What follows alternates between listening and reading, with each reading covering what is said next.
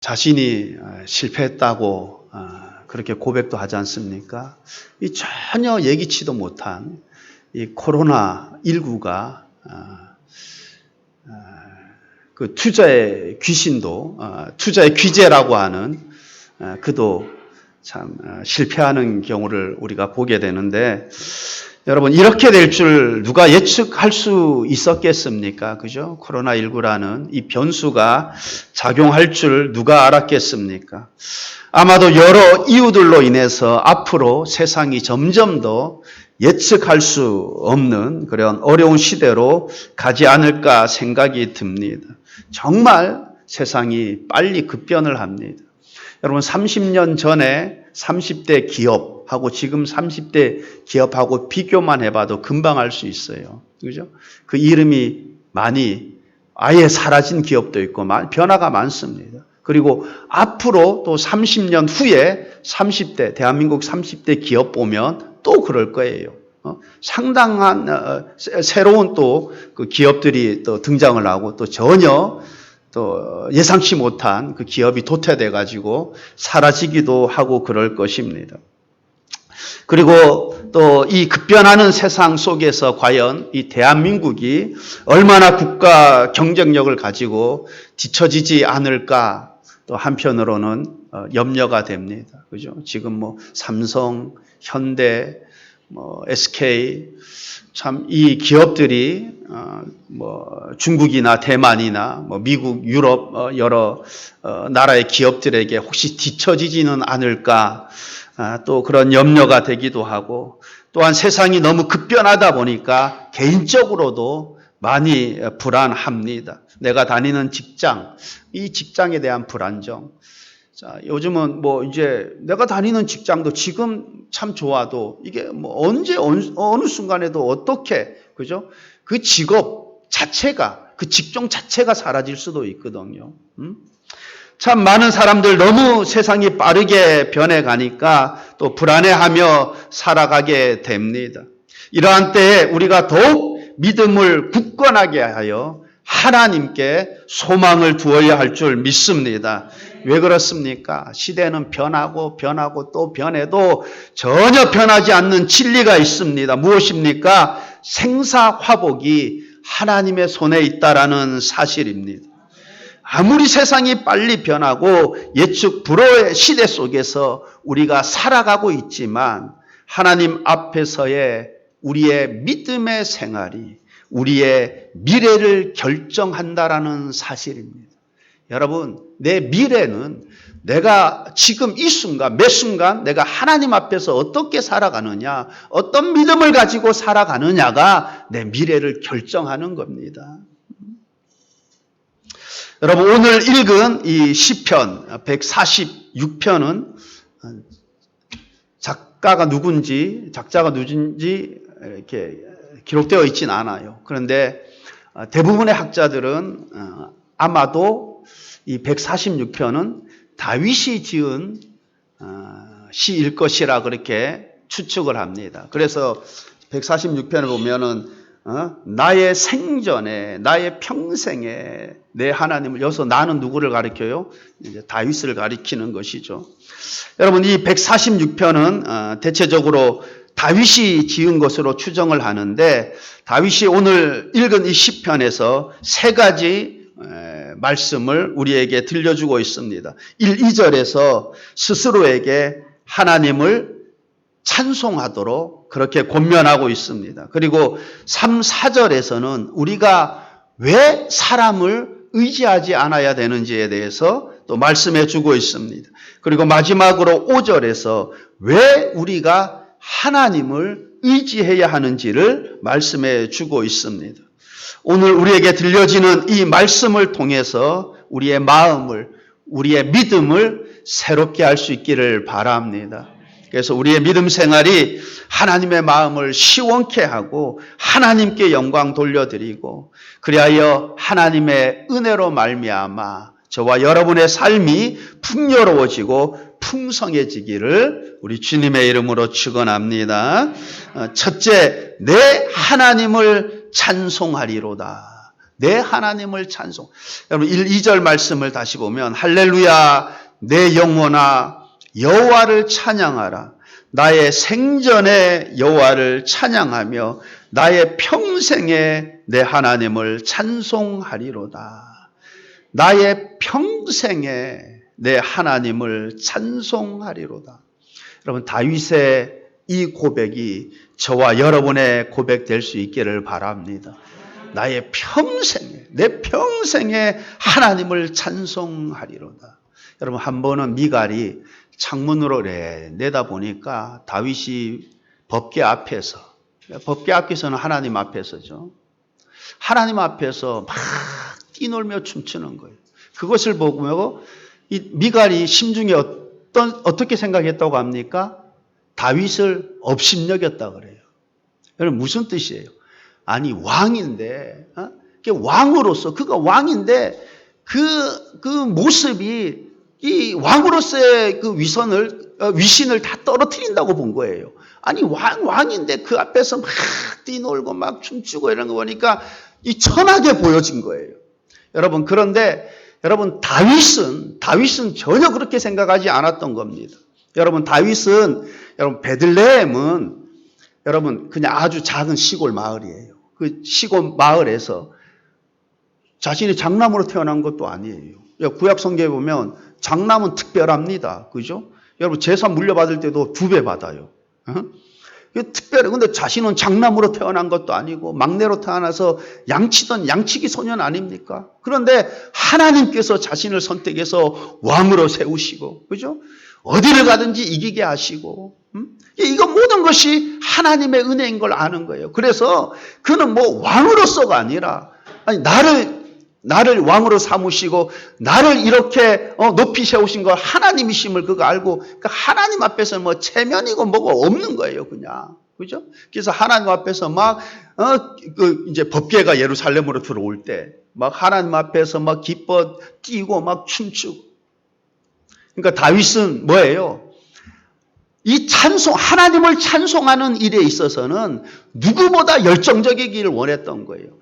하나님을 찬송하는 일에 있어서는 누구보다도 앞장서기를 원했던 것입니다. 그러니까 이게 생각이 다른 거예요. 미갈하고 다윗하고. 그죠? 미갈은 아니 왕으로서 왕인데 그 모습이 왕으로서의 너무 이게 체면 서지 않는 모습처럼 보여지는 거예요. 근데 다윗은 뭐예요? 나를 이렇게 세우신 것은 하나님이신데. 여러분 오늘날 우리가 이만큼 산 것도 하나님의 은혜요 하나님의 도우심인 줄 믿습니다. 그러므로 내가 하나님을 찬송하는 일에 있어서는 누구보다도 열정적이고 누구보다도 앞장설 수 있기를 바랍니다. 여러분 하나님의 은혜를 아는 다윗은 스스로에게 하나님을 찬송하도록 촉구하고 있습니다. 내 영혼아 여호와를 찬양하라. 내 영혼아 여호와를 찬양하라. 그리고 그가 이렇게 결심을 합니다. 나의 생전에 여호와를 찬양하며 나의 평생에 내 하나님을 찬송하리이다. 여러분 얼마나 멋진 다윗인지 몰라. 여러분의 신앙도 믿음도 다윗처럼 이렇게 멋있을 수 있기를 바랍니다. 내 평생에 내 생전에 내 하나님을 여러분 내 생전에 내 평생에 뭐 똑같은 말 아니에요, 그죠? 근데 무슨 말입니까? 다윗은 자신의 삶이 끝날 때까지 날마다 끊임없이 하나님을 찬송하며 살겠다고 그렇게 결심을 하고 있는 것입니다. 여러분 그런데 여러분 가운데 현재 나의 삶의 형편이 누가 보아도 찬송할 만한 형편, 찬양하지 못할 환경에 놓여 있는 분이 계실 수도 있을 것입니다. 여러분 그러할지라도 선하신 하나님을 믿는 믿음 안에서 하나님을 찬송할 수 있기를 바랍니다. 은혜 주실 하나님을 기대하면서 하나님을 찬송할 수 있기를 바랍니다. 비록 현재 내 형편이 희망이 보이지 아니하고 가난과 공포 속에 있다고 할지라도 어려움 속에 처해 있다고 할지라도 합력하여 선을 이루실 그 하나님을 믿고 그 믿음 안에서 하나님을 찬송할 수 있기를 바랍니다. 여러분 그리하면 하나님의 은혜로 좋은 일들 많이 생기는 은혜가 있을 줄 믿습니다. 그러면 사도 바울이 그 신라하고 빌립보에서 복음을 전하다가 감옥에 갇히지 않습니까? 복음 전하다가 보니까 그 앞부분에 읽어보니까 또 매도 많이 맞았어요. 매도 많이 맞고 감옥에 갇혔어요. 뭐 얼마든지 원망하고 불평할 수 있는 그러한 상황 아닙니까? 그런데 바울과 실라가 어떻게 했다 그래요? 그곳에서 기도하고 찬송을 했다 그래요. 기도하고. 여러분 그런 환경 속에서 원망하지 않고 불평하지 않고 기도하고 찬송할 수 있는 힘이 어디에 있습니까? 선하신 하나님을 믿는 믿음 안에서 할 수 있는 거예요. 그렇죠? 나는 비록 이해를 하지 못하지만 이렇게 이끌고 가시는 데에는 하나님의 선하신 뜻이 있음을 믿고 그냥 선하신 하나님을 믿고 그 믿음 안에서 하나님께 기도하고 찬송할 수 있는 것 아닙니까? 후에 보니까 여러분 땅이 진동하고 막 옥문이 열리잖아요. 그리고 나중에 그 간수장과 그의 그 온 가족이 예수님 믿는 그 현장을 우리가 목격하게 되지 않습니까? 그곳에 하나님의 선하신 뜻이 있었던 것입니다. 그러므로 저와 여러분도 찬송할 만한 상황뿐 아니라 내 형편이 찬양할 만한 상황이 아닐지라도 가장 최선의 길로 선하신 길로 인도하시는 하나님을 믿는 믿음 안에서 평생에 내가 하나님을 찬송하겠다. 그런 결심 가운데 믿음 생활할 수 있기를 바랍니다. 여러분 그에게 놀랍게 인도하시는 하나님의 은혜를 하나님의 기적을 체험하게 될 줄 믿습니다. 히브리서 13장 15절 말씀을 보면 그러므로 우리는 예수로 말미암아 항상 찬송의 제사를 하나님께 드리자. 이는 그 이름을 증언하는 입술의 열매니라. 예수로 말미암아 항상 찬송의 제사를 하나님께 지내자. 예수로 말미암아. 여러분 우리가 예수 안에서 얼마나 많은 복들을 받았습니까? 모든 거 다 받은 거죠. 그죠? 우리가 예수 안에서 죄사함의 복을 받았잖아요. 우리가 예수 안에서 천국을 유업으로 받았지 않습니까? 우리가 예수 안에서 하나님의 자녀가 되는 권세를 얻었지 않습니까? 예수 안에서 하나님의 지켜주심과 보호하심을 우리가 받게 되었지 않습니까?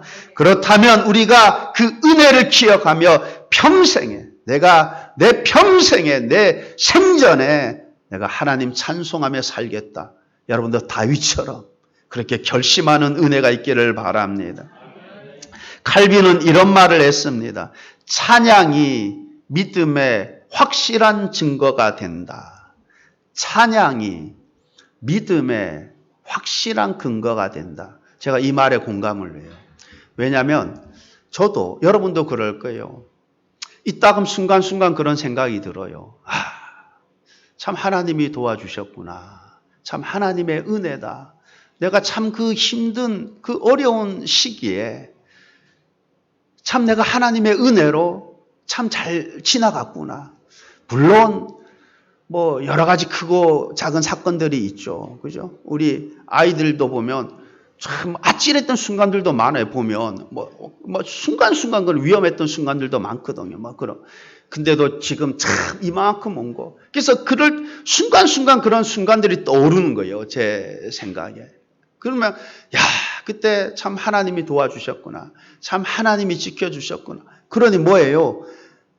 내 마음이 진심으로 하나님께 감사하고 하나님께 찬송할 수 있는 거예요. 그죠?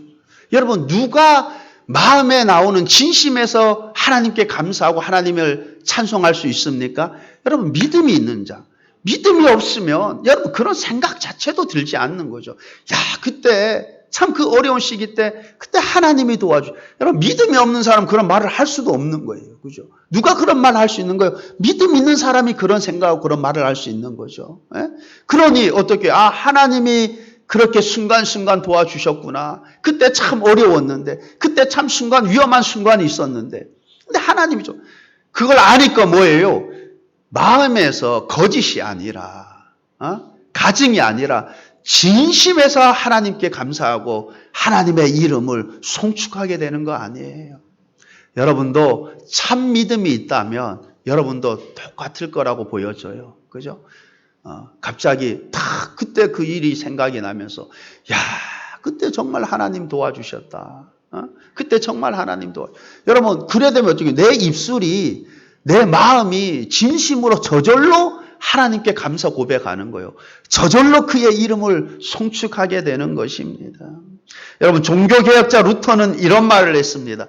찬양은 마귀를 쫓는 최고의 수단이다. 찬양은 마귀를 쫓는 최고의 수단이다. 여러분 그렇지 않겠어요? 내가 입술을 벌려서 하나님의 이름을 송축하는데 하나님을 높이는데 여러분 마귀가 불편해서 옆에 있을 수 있겠습니까? 그죠? 그러니까 나를 미혹하고 나를 넘어뜨리려고 왔다가도 나를 넘어뜨리려고 한 길로 왔다가 7길로 도망가는 거예요. 그러니 여러분 평소에 여러분의 입술에 유행가를 담지 마시고 그죠? 내 나이가 어때서 사랑하기 딱 좋은 제가 별로 안 불러보니까 제가 찬양 웬만큼 잘 부르는데도 지금 음이 잘 안 맞잖아. 뭐예요? 평소에 잘 안 불렀다는 거예요. 제가 좀 불렀으면은 참 음도 잘 맞고 제가 그 트로트의 꺾기도 좀 알 텐데 제가 이거 들어보기만 하고 안 불러봤더니만 안 불려지네. 여러분 그러니 여러분 입술에 여러분 하나님을 찬송하는 그 찬양의 입술로 가득 찰 수 있기를 바랍니다. 여러분 둘째 도울 힘이 없는 인생을 의지하지 말라 합니다. 도울 힘이 없는 인생을 의지하지 말라. 어느 목사님이 간증하는데 그래 자기 본인 작은 할아버지가 아주 유명한 점쟁이였대요. 지금 대한민국에 유명한 점쟁이 하면 뭐 인천에 누구 어디에 누구 있는데 다 그 스승이 자기 할아버지였대요. 그래가지고 뭐 선거 때 되면 국회의원들이 와서 이렇게 오고 그런 거 했는데 근데 어릴 때 이래 보니까 할아버지가 보니까 사람들이 작은 할아버지죠. 사람들이 이제 오면은 문 열고 들어오면 항상 하는 말이 있었대. 딱 오면은 왔구나 하면서 문제가 끼었구나. 어두워. 뭐 이렇게 항상 그 느낌이 있잖아요. 항상 그 얘기를 하더라는 거예요. 그러면서 부적을 줄 때도 항상 이 말을 했다 그래요. 동쪽에서 귀인이 온다고. 그런데 생각을 해보면 매번 그랬던 것 같아요. 동쪽에서 귀인이 온다. 본인이 어렸을 때 실제로 그런 생각을 가졌대요. 아, 귀인은 동쪽에서 오는가 보구나. 항상 그렇게 생각을 했대요. 근데 오늘 말씀해 보니까 여러분 오늘 말씀에 무엇이라고 말씀하고 있습니까? 3절을 보면은 귀인들을 의지하지 말며 도울 힘이 없는 인생도 의지하지 말지니 귀인들을 의지하지 말며 여러분 그런데 여러분 귀인 중에 누가 최고 귀인이에요? 지금 현재 다윗 아닙니까? 그죠? 다윗은 한나라의 왕이잖아요. 더군다나 하나님이 어디를 가든지 이기게 했었으니까 다윗의 명성이 그냥 주변 나라에도 그냥 자자한 것 아닙니까? 대단한 힘과 대단한 권력을 가진 왕으로서 다윗 아니에요. 근데 다윗이 뭐라 그럽니까? 귀인 의지하지 말아요. 자신 의지하지 말라는 거예요. 자기뿐만 아니라 여러분 사람 힘 의지하지 말라는 것입니다. 왜 그렇습니까? 여러 이유들이 있겠지만 여러분 사람 마음 금방 변해요. 내가 도와줄게 하다가 여러분 안 도와줄 수도 있어. 그죠? 그리고 또 여러분 그 당시 때는 참 힘이 있어서 내가 도울 힘이 있었어. 근데 내가 한순간에 도울 힘이 없게 될 수도 있다니까. 그죠? 내가 그 힘이 항상 그 힘이 있습니까? 아니거든. 한순간에 권력도 보면 한순간에 힘을 잃어버릴 수 있잖아요. 그러니까 사람 귀인을 의지하지 말라. 또한 다음과 같은 이유로 인해서 귀인을 의지할 수 없는 것입니다. 4절 말씀을 보면 그의 호흡이 끊어지면 흙으로 돌아가서 그날에 그의 생각이 소멸하리로다. 여러분 우리 인생은 연약해서 죽을 수밖에 없는 아담의 후손들입니다. 여러분 혹 살아있는 동안에는 힘이 있어서 도와줄 수 있을 것입니다. 그래서 도움을 받을 수도 있습니다. 그러나 한순간에 죽을 수 있는 것이 우리의 인생입니다.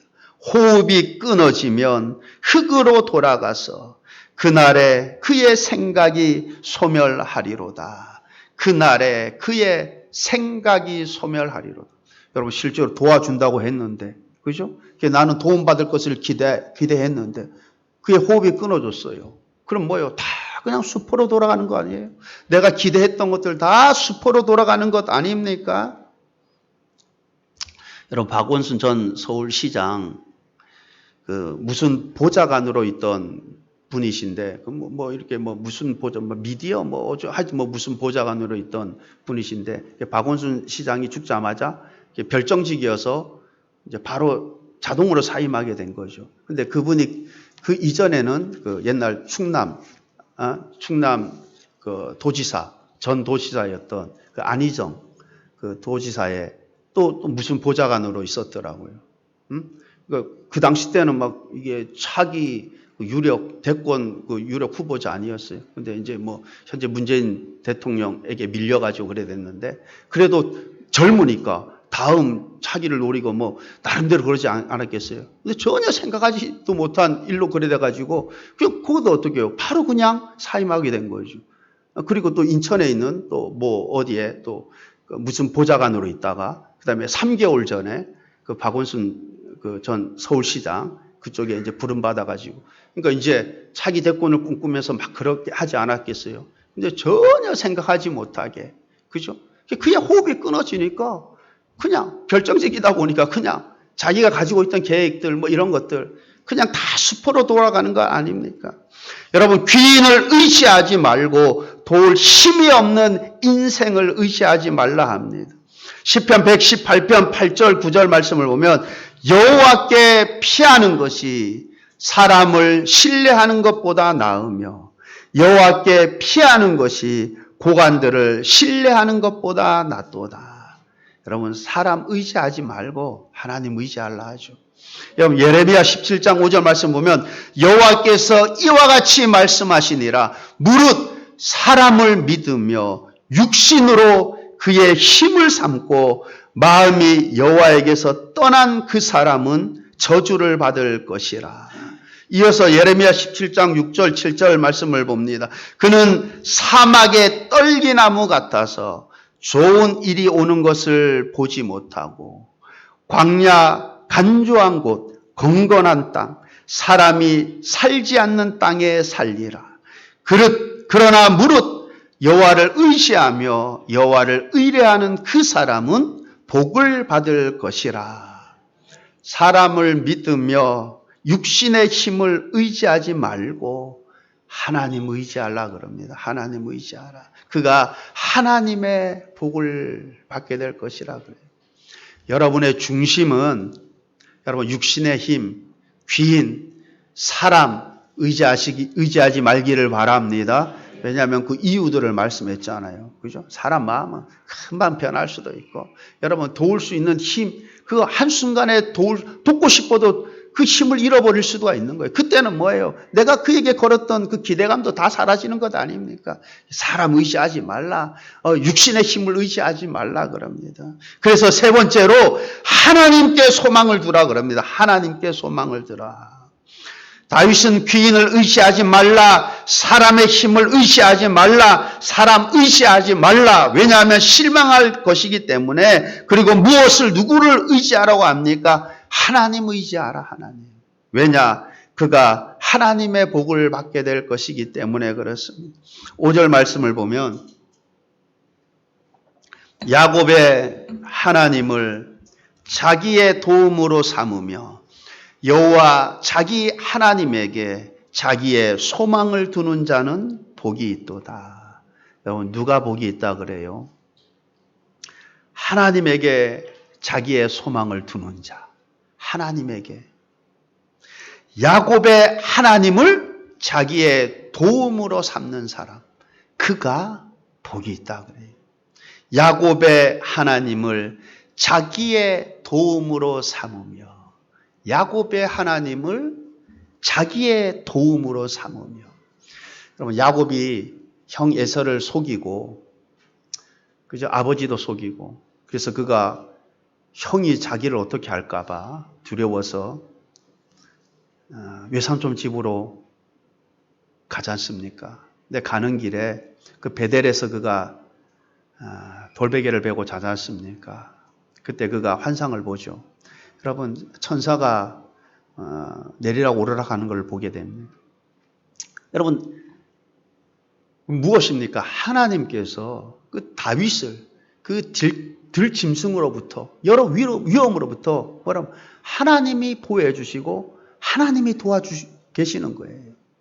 그리고 외삼촌 집에서 20년 동안 열심히 수고하고 봉사하고 나중에 그가 가나안 땅으로 다시 돌아오잖아요. 자기 아내들하고 그동안 자기가 쌓은 재산들 뭐 어마어마한 양떼들 뭐 염소떼 어마어마하게 이끌고 외삼촌 몰래 가잖아요. 왜 그럼 가게 하겠습니까? 그러니까 몰래 떠나잖아요. 외삼촌이 나중에 알고 뒤쫓아가는데 아주 악한 마음을 품고 쫓아갔을 거예요. 그죠? 그 어마어마한 재산 끌고 물론 야곱 거지만은 그래서 좀 아주 나쁜 마음을 품고 갔던 것 같아요. 근데 하나님께서 밤에 꿈에 나타나 가지고 야곱 해치지 마라. 야곱 해치지 마라. 야곱 해치지 못하도록 그렇게 야곱을 도우셨습니다. 여러분 또 야곱이 세겜성에서 그 디나가 좀 안 좋은 일을 겪잖아요.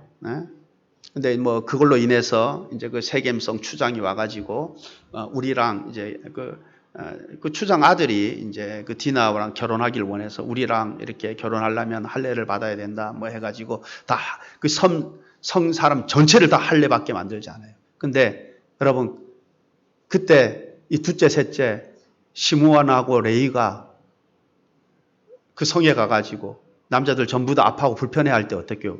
다 칼로 죽여버리잖아요. 그 소식을 듣고 야곱이 굉장히 두려워 떨지 않습니까? 왜냐하면 이제 그 주변 이제 사람들에게 알려지면 주변 성들에게 알려지면 사람들에게 알려지면 아니 이거 뭐 야곱이 그죠? 그러니 가만히 있겠습니까? 그 일가족이 그냥 완전히 다 그냥 죽임을 당하게 되는 그런 상황이 굉장히 크게 두려워하죠. 근데 하나님께서 야곱에게 베델로 올라가라. 그런데 여러분 아무도 야곱의 가족을 해치려고 추적하는 자가 없었다 그래요. 왜냐하면 하나님께서 두려운 마음을 주어서. 여러분 이 마음 모든 거 하나님이 다 손안에 있는 거예요. 그죠? 하나님이 두려워하는 마음을 주니까 감히 야곱 가족을 추적할 그 엄두조차도 내지 못하는 거예요. 여러분 하나님께서 그렇게 야곱을 그렇게 도와주신 것입니다. 여러분 이처럼 야곱의 하나님은 야곱이 어려움에 처할 때마다 야곱을 도와주셨습니다. 이처럼 하나님이 내가 어려움에 처할 때마다 나를 도와주신다면 여러분 무엇이 문제겠습니까? 만약 하나님이 나를 도와주신다면 누가 나를 해칠 수 있겠습니까? 예전에 브라질의 그 아마존 밀림지대에 큰 산불이 난 적이 있죠. 여러분 여기에 속초에 산불 났다 그거하고는 차원이 다른 거죠. 그죠? 어마어마한 그 밀림지대 아닙니까? 전 세계 산소 공급원과 같은 그러한 아마존 강의 밀림지대 산불이 나자 브라질 정부는 물론이고 주변 나라 여러 세계 나라들이 산불을 끄기 위해 달려들었습니다. 그러나 그럼에도 불구하고 그 산불이 쉽게 잡히지 않은 거예요. 밀림지대가 어마어마하니까. 그런데 그때 갑자기 폭우가 쏟아지기 시작하는데 여러분 폭우가 쏟아지니까 여러 나라가 막 불을 끄기 위해서 해도 잘 불길이 안 잡히는데 그냥 한순간에 불길이 잡혀져 버리는 거예요. 여러분 이처럼 하나님이 도와주시면 무엇이 문제가 되겠습니까? 하나님이 도와주시면 누가 우리를 해칠 수 있겠습니까? 그러므로 하나님을 나의 도움으로 삼고 사시기를 바랍니다. 하나님을 의지하시기를 바랍니다. 하나님께 소망을 두고 사시기를 바랍니다. 그가 복 있는 사람이에요. 왜? 하나님의 은혜를 입게 될 것이기 때문입니다. 갤럽이 조사한 바에 의하면 남자 아이들 중 30%만이 아버지와 사이가 좋고 나머지 70%는 그러지 못하다고 합니다. 그런데 연구 분석한 결과에 의하면 부모와 가까운 관계를 유지하지 못한 사람일수록 고혈압, 악성 종양, 자살 충동 등등 여러 질병에 많이 걸린다고 합니다.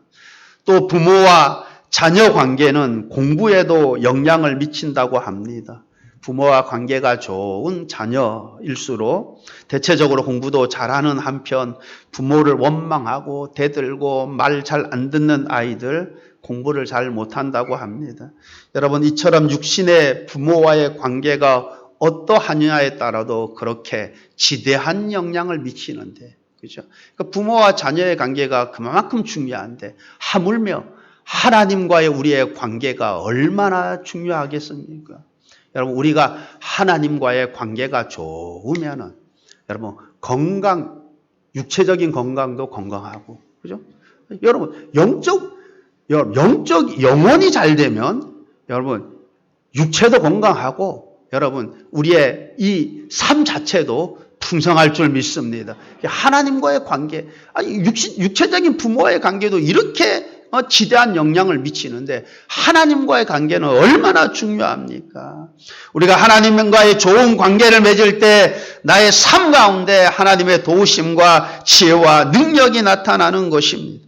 그러므로 도울 힘이 없는 인생 의지하지 말고 하나님을 나의 도움으로 삼고 하나님께 소망을 두고 사시기를 바랍니다. 하나님 멀리하지 마시고 하나님과 좋은 관계 속에서 믿음 생활하시기를 바랍니다. 그래야만 여러분의 삶이 시냇가에 심겨진 나무처럼 그 잎이 항상 청청하며 때를 따라 열매를 맺는 그런 복된 삶이 될 줄 믿습니다. 여러분, 도울 힘이 없는 인생 의지하지 말고 하나님 전적으로 의지해서 하나님이 주시는 복을 많이 받아 누리는 삶이 되시기를 바랍니다. 여러분, 그러면 다윗처럼 저절로 그렇게 고백할 수 있는 거예요. 어떻게? 내 평생에, 내 생전에 내가 하나님을 찬송하리로다. 그 고백할 수 있는 거예요. 저와 여러분, 도울 힘이 없는 인생 의지하지 마시고 하나님께 소망 두고 하나님 의지하는 삶이 되어서 하나님이 주시는 복으로 말미암아 풍요롭고 풍성한 삶이 다 되시길 우리 주님의 이름으로 축원합니다. 기도하시겠습니다.